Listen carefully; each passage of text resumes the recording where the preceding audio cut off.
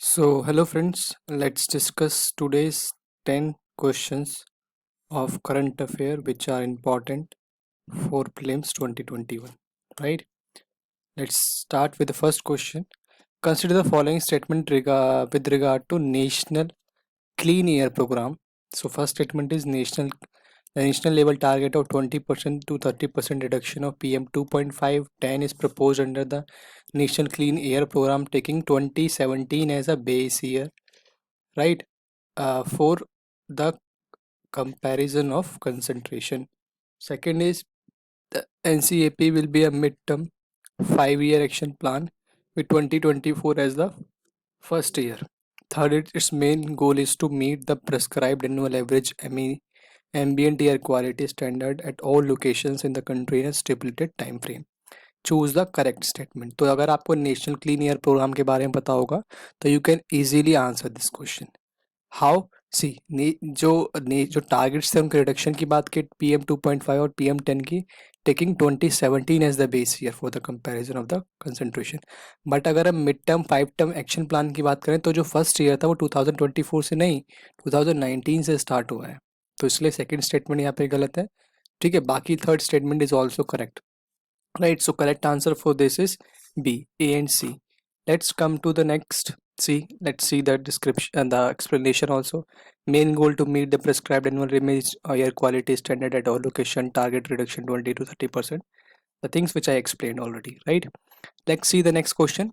The Environmental Protection Authority. The question related to this. Let's see the first statement.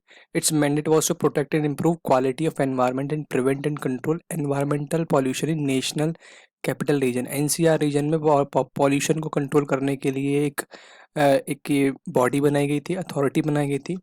इसका it was mandated to enforce graded response action plan. तो एक action plan बनाने की बात की गई थी इस एनवायरमेंटल पॉल्यूशन अथॉरिटी के थ्रू इन NCR, जिससे पॉल्यूशन लेवल को कंट्रोल कर सकें.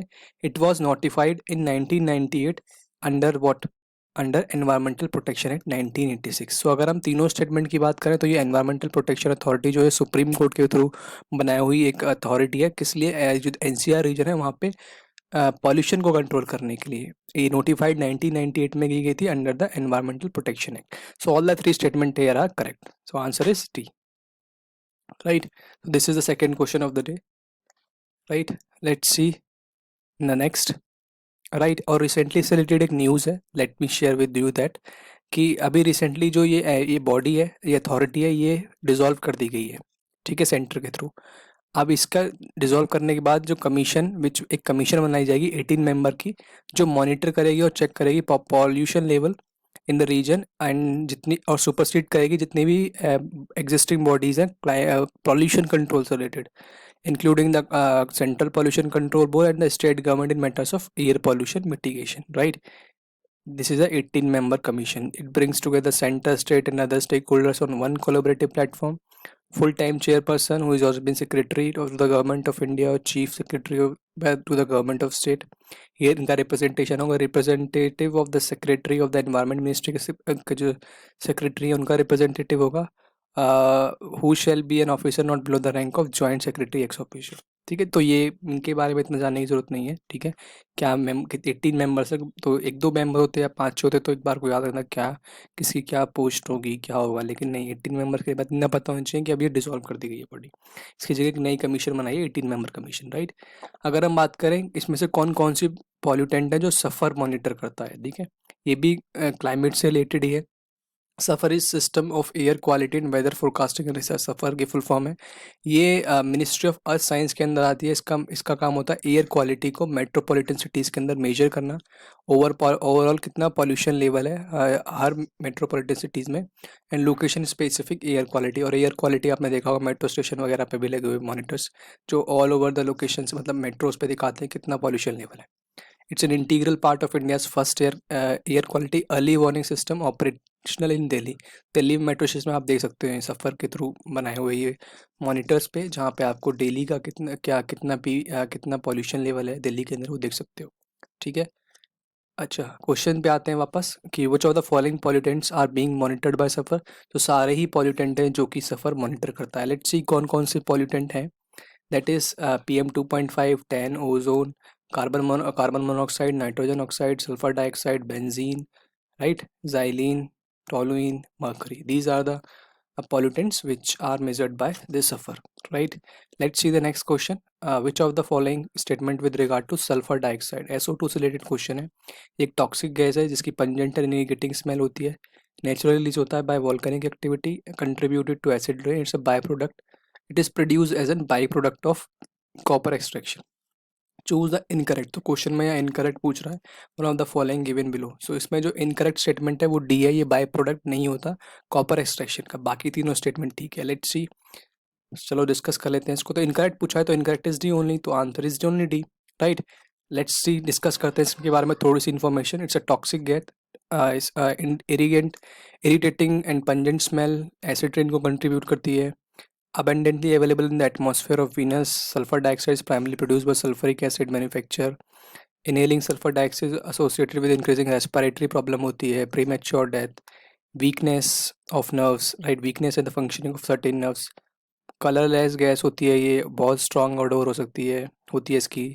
रिलीज नेचुरली वॉल्केनिक एक्टिविटी के थ्रू होती है. बाय प्रोडक्ट होती है कॉपर एक्सट्रैक्शन के अंदर, burning of fossil fuels contaminated with sulphur compounds. It is poisonous air pollutant that increase the risk of stroke, right? The greatest source of SO2 in the atmosphere is the burning of fossil fuels in the power plant and other industrial facilities, right? It is also produced by burning coal in a thermal power plant. Same, some industrial processes such as production of paper, melting of metals, reactions involving hydrogen sulfide, all roasting of sulfides, ores such as pyrite, mercury sulphide, ये सब चीज़ें. ठीक है, चलो next question को देखते हैं.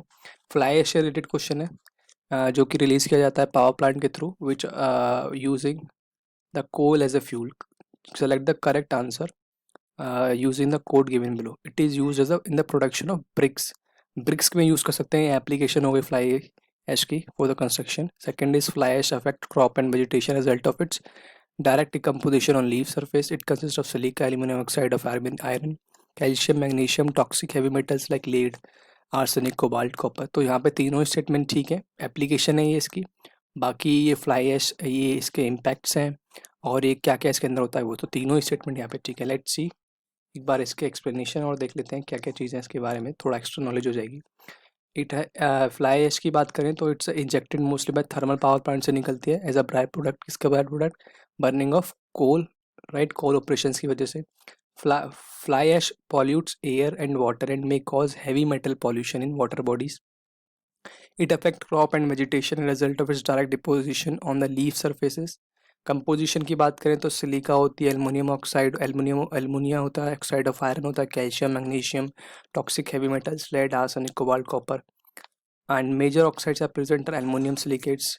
Application की बात करें तो ये बहुत इंपॉर्टेंट होता है, मेंस में भी आप कोट कर सकते हो, क्वेश्चन पूछा जा सकता है. Cement can be replace by fly ash up to 35%. आप सीमेंट में यूज़ कर सकते हो, ब्रिक में कर सकते हो, ब्रिक बना सकते हो. Fly is a better fill material to for road embankment. Road embankment में आप इसको as a filling material use कर सकते हो. And then fly ash can increase crop yield when added to the soil. जब सॉइल में add करेंगे तो क्रॉप यील्ड को भी इंक्रीज कर सकता है, वहाँ पे भी इसका यूज़ है. ठीक है, नेक्स्ट क्वेश्चन देखते हैं. फार्मास्यूटिकल इंडस्ट्री से रिलेटेड है. API, active pharmaceutical ingredient, is the active ingredient which provides the medicine in therapeutic value, right. 70% of the requirement of active pharmaceutical ingredients of industry sourced from China से source करते हैं. ठीक है, next is fix dose combination drugs are use multiple APIs well single load drug use just one API, right. So अगर इसकी statement के correct की बात करें तो पहला स्टेटमेंट सही है. मेडिसिन इन थेरेप्यूटिक वैल्यू 70% हम चाइना से इंपोर्ट करते हैं, ये भी सही है.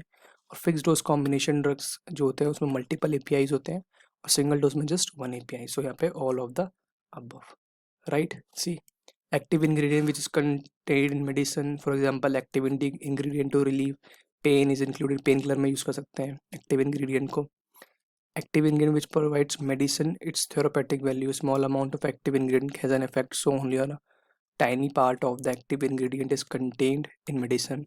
एवरी मेडिसिन दो तरीके से बनती है, या तो केमिकली एक्टिव हो पीआईज होंगे, या केमिकली इनएक्टिव होंगे, ये सब चीज़ें. राइट। अगर बात करें नेक्स्ट क्वेश्चन की, consider the following statement regarding NHAI, national highway authority of India. एक ऑटोनोमस एजेंसी है जो कि मैंडेटेड है to implement national highway development project. Second is odd numbered routes are drawn vertically and even numbered routes are drawn horizontally as per the numbering of route by NHAI. National Green Highway Program was launched in 2015 to develop green corridors along National Highway for Sustainable Environment and Inclusive Growth। ये तीन statement है, इसमें से हमें choose करना है correct statement. तो अगर हम पहली बात करें तो पहला बिल्कुल करेक्ट है, जो इम्प्लीमेंट करते हैं नेशनल हाईवे डेवलपमेंट प्रोजेक्ट को, that is NHAI। Odd number routes are vertical drawn vertically, ये गलत है, वर्टिकली यहाँ पे हॉरिजॉन्टली होता है। इवन नंबर को हम वर्टिकली नंबर्ड करते हैं, राइट। इवन, वर्टिकली और हॉरिजॉन्टली। सो सेकंड स्टेटमेंट अगर हम इनकरेक्ट कर देते हैं तो दो एक्सक्लूड हो जाते हैं। जो नेशनल ग्रीन हाईवे प्रोग्राम है जो लॉन्च हुआ 2015 में along national highways for sustainable development inclusive growth, ये भी इसी से NHAI से रिलेटेड है। दिस इज सी इसका answer, right.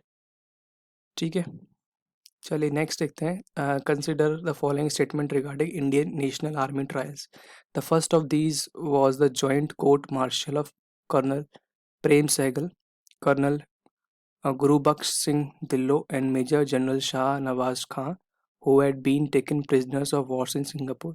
They were sentenced to death but under pressure from political parties from Indian Army Chief Cloud Okenelek was forced to commute the sentence। बहुत ही ज़्यादा statement, बहुत फैक्चुअल स्टेटमेंट है, modern history का part है।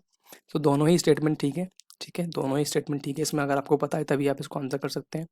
अगर बात करें इसके एक्सप्लेनेशन की, the first of these was the joint court martial of colonel Prem Sahgal, Gurbaksh Singh Dhillon, major general Shahnawaz Khan, who had been taken prisoners of war in Singapore में इनको प्रिजनर्स ऑफ वॉर की तरफ रखा गया था। इनको फिर सबसे पहले सेंटेंस दिया गया था, but under pressure from the political parties from army, I was forced to commute the sentence। तो commute कर दी, reduce कर दी sentence। both the statement is correct, right। Court martial हुआ था इन लोगों का। अगले क्वेश्चन की बात करें, consider the following statement with regard to women regiment of Indian national Army. The Rani Jhansi regiment was the women regiment of the Indian National Army, Rani Jhansi. It was led by captain Lilavati, better known as Lakshmi Sahgal. तो वो captain Lilavati नहीं थी, captain का नाम था captain Lakshmi, Lilavati नहीं थी। तो सेकंड स्टेटमेंट यहाँ गलत हो जाता है। The answer is A, one only, right. C, Rani Jhansi regiment, women regiment by nation in 1942 in Southeastern Asia with the aim of overthrowing the British Raj, right, with Japanese assistance. It was one of the very few all-female combat regiment of the Second World War, led by Captain Lakshmi Swaminathan. The unit was raised in July 1943 with volunteers from the expatriate Indian population in Southeast Asia. The unit was named the Rani of Jhansi Regiment after Lakshmi Bai Rani of Jhansi, right, उनके नाम पे रखा गया। आज का last question है, what is recently news नीलावेम बुक्कू दिनीर, ये तमिलनाडु में किससे रिलेटेड है? तो बेसिकली ये हमारा सिद्धा मेडिसिन से रिलेटेड है, राइट। तो यहाँ पे फर्स्ट स्टेटमेंट सही हो जाता है। See, it's a herbal drug comprising 9 ingredient in equal measure. Siddha medicine used to treatment of dengue and chikungunya. Recently Tamil Nadu government distribute किया है। It's an inflammatory and anti analgesic properties. So ये important हो जाता है। सो ये थी आज के 10 क्वेश्चन गाइस। हम फिर कल मिलेंगे दोबारा नेक्स्ट 10 क्वेश्चन के लिए। Best of, okay, so thank you and please like, subscribe and share the video if you like, right. Thank you and have a nice day.